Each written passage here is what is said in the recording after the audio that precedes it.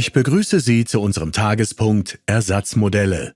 Schön, dass Sie wieder dabei sind, wenn es darum geht, die heutigen Herausforderungen anhand von technischen Grundlagen zu erforschen.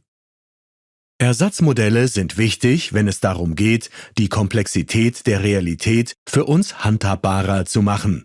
Wir wollen daher Antworten darauf finden, was ein Ersatzmodell genau ist und wie wir es entwerfen. Rita Rapporter ist diesen Fragen beim Bau der neuen Brücke nahe Senftenberg nachgegangen und berichtet live vom Ort des Geschehens. Guten Tag! Wie Sie vielleicht wissen, sind in der Lausitz durch die vielen Erdrutsche und Schlammlawinen große Schluchten entstanden.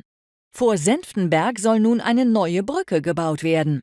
Der erste Schritt dabei ist, ein Ersatzmodell der Brücke zu entwerfen. Das Ersatzmodell ist ein nützliches Konzept, das uns hilft, die Brücke auf unserem Papier oder am Computer darzustellen, bevor es zum tatsächlichen Bau kommt. Anhand dieses Modells können nämlich mögliche Kraftwirkungen bestimmt werden, und die sind bei einer Brücke ja in der Regel nicht ganz unerheblich. Vielleicht haben Sie auch unsere Sondersendung zum Thema Tragwerkselemente gesehen? Dazu gehören Seile, die nehmen Zugkräfte auf. Stäbe nehmen Zug- und Druckkräfte auf und Balken nehmen Zug-, Druck- und Querkräfte sowie Momente auf.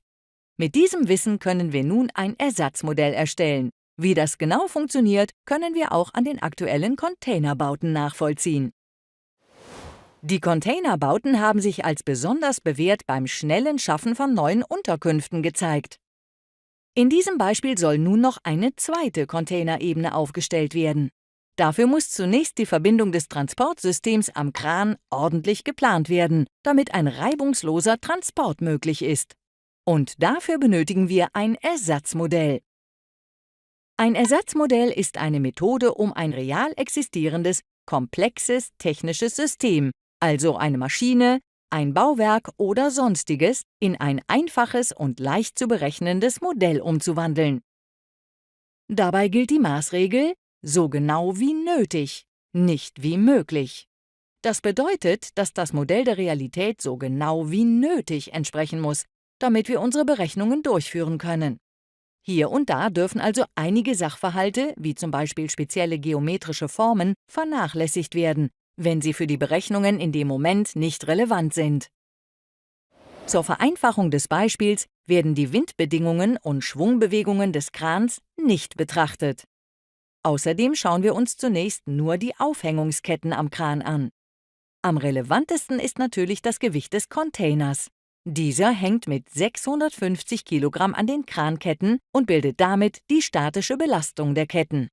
Um die einzelnen Bestandteile des Systems zu analysieren, stellen wir die Krankette als Seile dar. Warum? Ganz klar, weil sie nur Zugkräfte aufnehmen. Und der Container zieht mit seinen 650 Kilogramm ordentlich an dem Kran. Der Knotenpunkt, an dem die Seile verbunden sind, wird als masseloser Punkt dargestellt.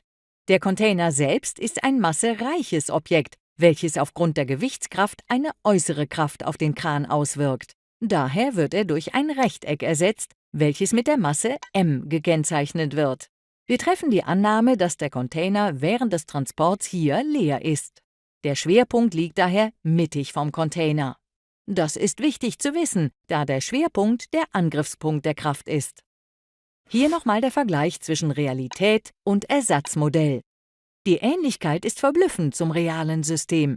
Das Ersatzmodell bringt aber gerade bei komplexeren Systemen erhebliche Vorteile für statische Berechnungen. Um ein Ersatzmodell zu entwickeln, sind also folgende Schritte zu beachten.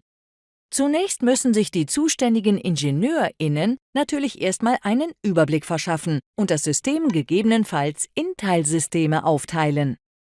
Dann werden die Bauteile durch Tragwerkselemente wie Seile, Stäbe und Balken sowie Massekörper ersetzt. Darauf aufbauend können dann Freischnitte und Berechnungen durchgeführt werden. Auf Basis dieser Berechnungen wird das Modell gegebenenfalls angepasst, um erneut Berechnungen durchzuführen. Mit diesem Wissen können wir auch ein Ersatzmodell der zu bauenden Brücke bei Senftenberg entwerfen. Das bildet sozusagen die Grundlage für die Planung der Baumaßnahmen, um die filigrane Brücke so zu konstruieren, dass sie auch die nächsten 100 Jahre für den Transport nutzbar ist. Zu den Lagerelementen, die Sie hier noch sehen, berichten wir übrigens in einer anderen Sendung ausführlicher. Vielen Dank, Rita. Die dargestellten Beispiele zeigen, dass die Erstellung eines Ersatzmodells ein wichtiges Element in der technischen Mechanik ist.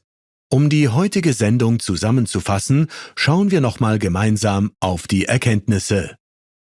Ein Ersatzmodell überführt ein reales technisches System in ein einfaches Modell.